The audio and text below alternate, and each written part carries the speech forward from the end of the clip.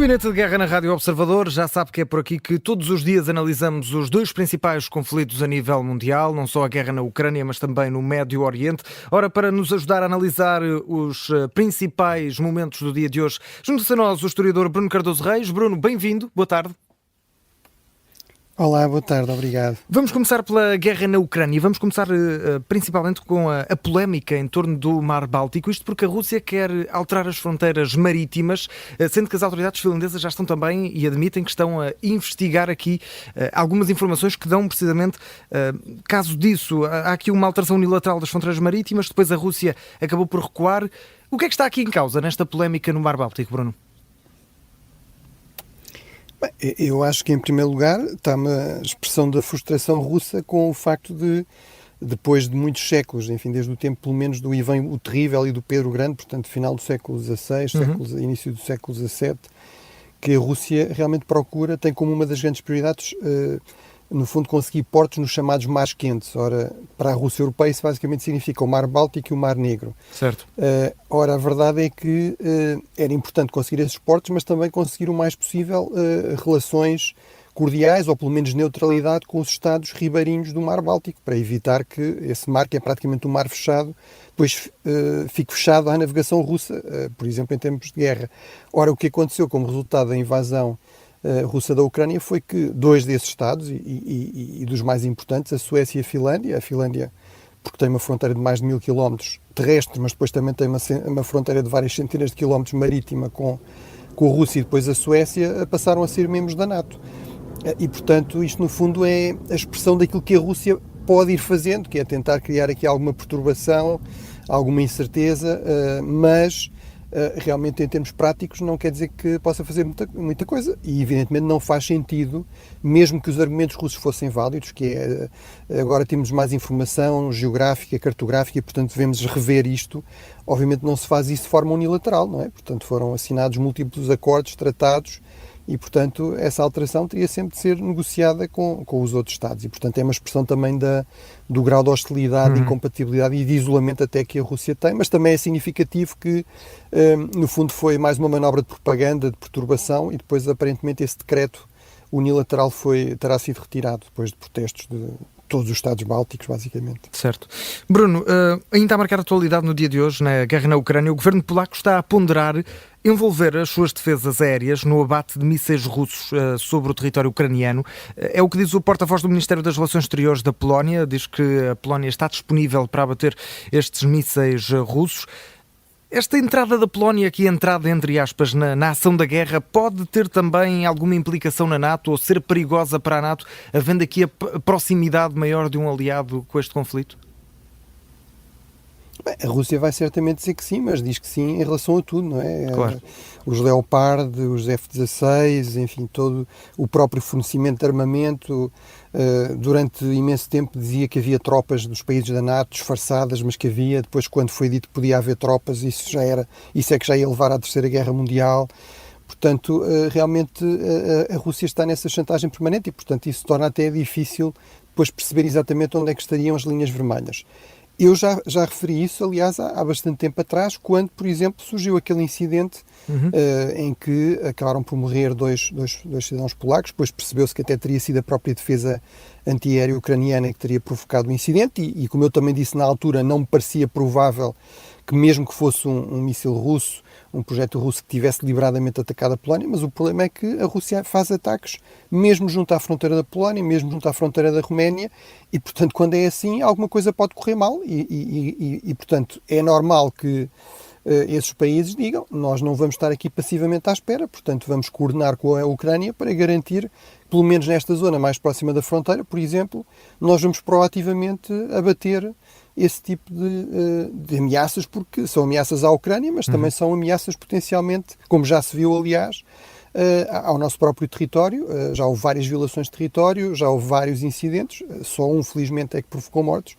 Portanto, claro que objetivamente isso também interessa à Ucrânia, não é? Portanto, é claro, uma forma de aliviar um pouco a sua defesa antiaérea, de eventualmente até poder deslocar alguns meios para outras zonas, e é uma concretização, no fundo, desta parceria crescente entre os países ocidentais, os países da NATO e a Ucrânia. Portanto, também tem algum significado político, Agora, não é, à partida, digamos, uma escalada aqui descontrolada, até porque aquilo que também é dito é que isso seria feito em relação a mísseis e não a aviões tripulados, até porque a aviação russa não se arrisca a entrar dessa maneira no território ucraniano, portanto, apesar de tudo, seria um grau diferente, digamos, de escalada do que haver aqui a possibilidade de termos mísseis de países da NATO a abater aviões e pilotos russos. Bruno, vamos passar à guerra no Médio Oriente, vamos até à faixa de Gaza, mas primeiro vamos à voz portuguesa na ONU. Isto porque, em relação a este conflito no Médio Oriente, Portugal, pela voz de Ana Paula Zacarias, que é representante permanente do país na ONU, defendeu o reconhecimento internacional da Palestina na Organização das Nações Unidas. Diz Ana Paula Zacarias que está convicta de que este dossiê vai evoluir, apesar da oposição norte-americana, e que é fundamental continuar a apoiar a solução de dois Estados. Portanto, temos aqui Portugal, de certa forma, a defender o reconhecimento internacional da Palestina. Esta é uma mudança de posição ou foi sempre este o nosso posicionamento, principalmente no seio da Organização das Nações Unidas? Bem, as declarações, no fundo, podem ser aqui um pouco deslidas pelo contexto, porque estamos a discutir isto ao mesmo tempo que foi anunciado que a Irlanda e a Espanha, a parte da Noruega, que está fora da União Europeia, que iriam reconhecer o Estado da Palestina. E Portugal disse que achava que ainda não seria o momento e que importava haver um consenso também ao nível da União Europeia. Aquilo que aconteceu foi, no fundo, elevar o Estatuto da Palestina para um Estatuto de quase Estado-membro, mas não de Estado-membro, porque isso implicaria, por exemplo, o direito de voto, não é? E também implicaria passar pelo Conselho de Segurança e, portanto, o direito de veto dos Estados Unidos. E, portanto, parece-me que é aqui, na verdade, e bem entendidas as declarações, é aqui uma tentativa de equilibrar as coisas.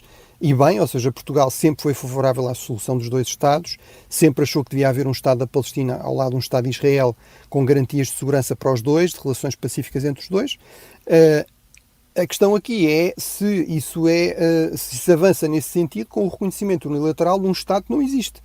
E, portanto, isto é uma medida simbólica nas Nações Unidas de pressão política sobre Israel, mas não altera o fundamental, que é Israel, a Palestina não é ainda um Estado-membro de pleno direito, porque não é um Estado independente de pleno direito, porque não é um Estado soberano de pleno direito. A questão é toda essa. Se não houvesse ocupação israelita, não haveria problema, digo eu, não é? Portanto, não se pode ao mesmo tempo dizer que está mal a ocupação, portanto que a Palestina não é verdadeiramente um Estado independente, mas ao mesmo tempo reconhecê-lo unilateralmente. E porquê fazer isso em relação à Palestina e não em relação a Estados de facto já independentes, como Taiwan, por exemplo, ou a Somalilândia?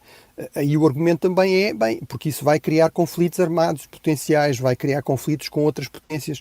É fundamental que se dê espaço à negociação. Portanto, é muito essa a linha que me parece fazer sentido. Esse tipo digamos, de postura alterar os dados no terreno pode adicionar.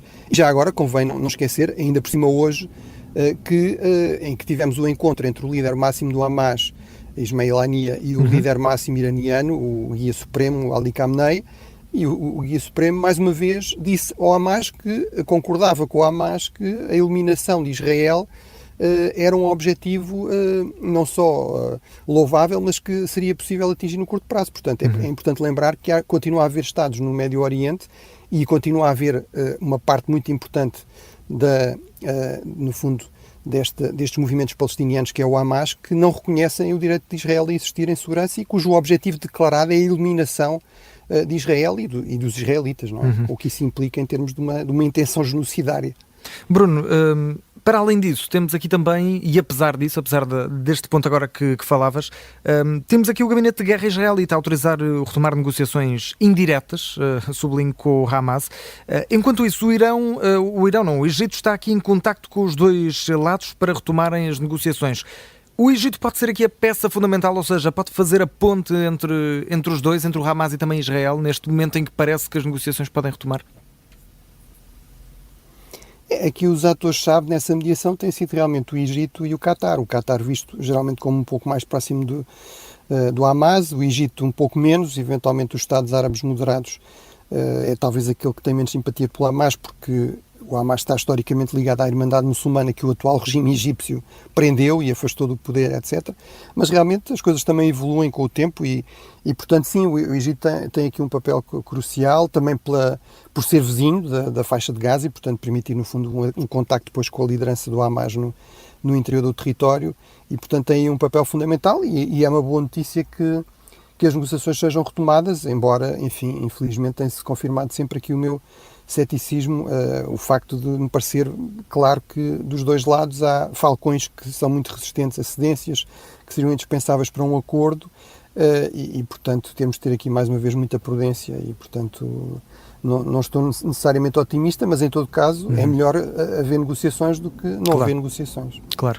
Bruno Cardoso Reis, o Gabinete de Guerra está de regresso amanhã à mesma hora, depois das 4h10 da tarde, depois do jornal das 4 da tarde. O historiador Bruno Cardoso Reis ajudou-nos aqui a ver como é que estão as atualizações da guerra na Ucrânia, mas também no Médio Oriente. Bruno, marcamos encontro para mais uma edição do Gabinete de Guerra. Obrigado.